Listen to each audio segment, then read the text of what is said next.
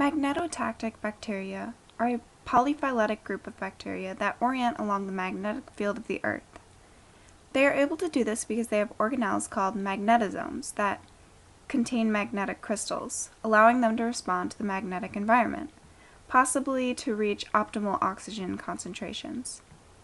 It is thought that birds utilize the impressive ability of these bacteria to detect and respond to a magnetic field to aid in the navigation in their annual migration.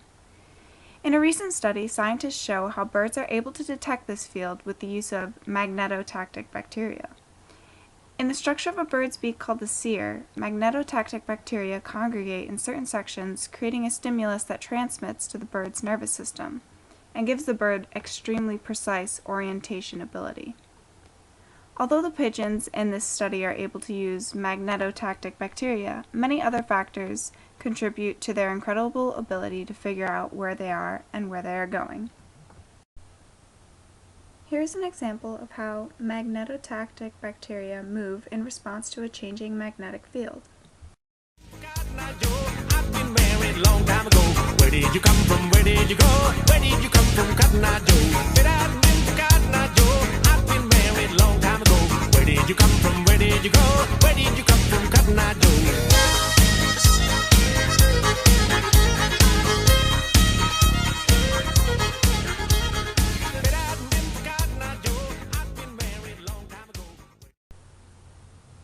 Morpho-Menelaus butterflies are known for their iridescent blue wings. But how can that be if their wings contain no blue pigments? It utilizes a phenomenon that is also seen on soap bubbles, oil films, and certain types of birds. The bird of paradise, for example, has shiny front chest feathers that are gray and colorless when looked at different angles. So what is this phenomenon, and how does it work? Thin film interference occurs when light waves are reflected by an upper and lower boundary and form a new wave through a process known as interference. In the case of morpho butterflies, the bright blue is produced when light strikes each scale.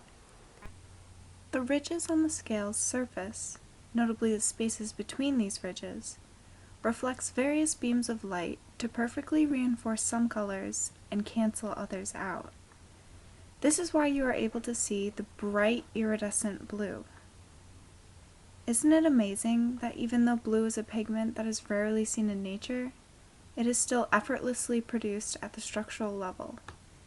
And all of this is only based on fundamental physics principles.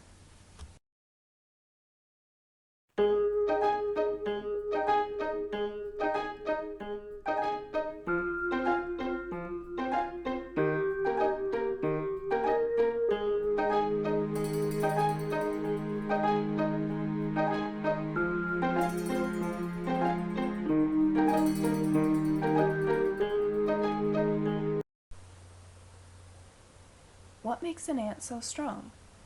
Ants have one of the most amazing carrying ability compared to their body size and weight. Allegheny mound ants, which aren't even known as a particularly strong species of ant, can carry 350 times their own body weight before their neck joint and body begin to stretch. Even more amazing, an experimental study showed that the neck of an ant will rupture only at 3,400 to 5,000 times their body weight. What about their physical structure makes them so strong? And could this evolutionarily perfected anatomy be implemented in modern-day science?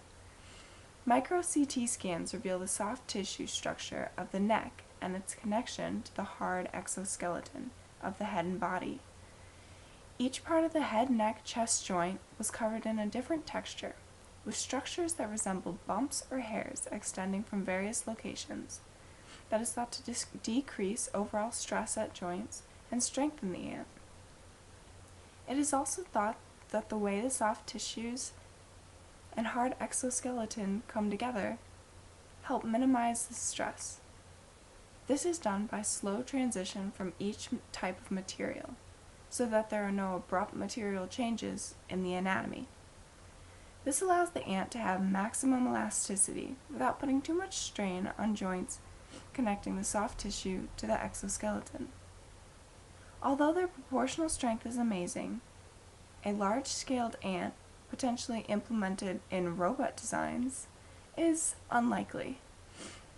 This is because their supernatural strength capitalizes on their minute size, and their size increases, which is determined by the measure of volume, which is centimeters cubed, at a faster rate than their muscle strength, which increases based on surface area, which is centimeters squared.